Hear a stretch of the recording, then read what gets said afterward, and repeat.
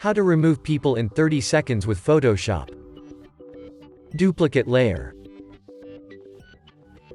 Select the Object Selection tool and click on any object you want to remove. Now go to Select, Modify, and then expand the selection. Go to Edit, Content Aware Fill.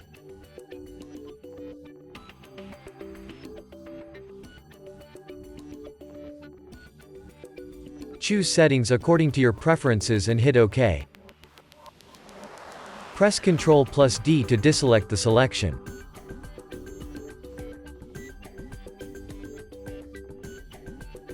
Repeat the process again for the wonky areas and boom, you're done. Here's the before and here's the after. Thanks for watching. See you in the next video.